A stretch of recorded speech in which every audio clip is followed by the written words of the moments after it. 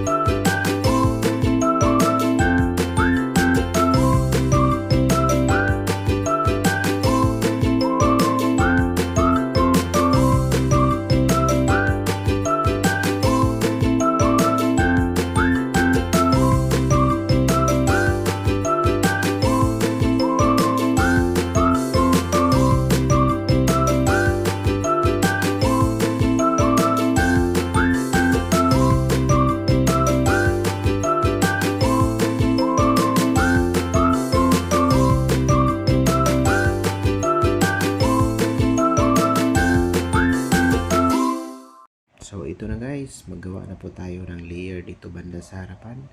Ganito lang guys, panoorin nyo lang aking mga kamay at makikita nyo paano ko ginawang layer slash itong sa front. Sundan mo talaga yung video guys para matuto kang magupit ng babae, at ito po ang paraan para magiging layer slash. So gawa ka ng layer slash, kailangan mo ng volume. So gamitan mo ng blower para magkaroon ka ng layer slash. Kasi pag plansa lang yan, pangit po siya tingnan, bagsak lang po siya. So pag makuha mo na yung length sa buhok guys, kailangan mo talaga ng bawasan konti para magiging layer dito banda siya yung cheekbone.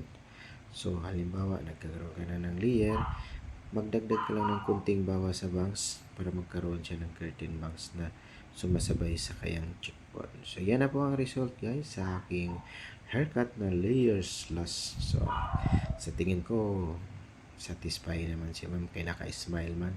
So yun na po ang final shoot guys. Sa mga hindi pa nakapalo sa akin, please follow guys. Toto Sailoon and Toto Encati.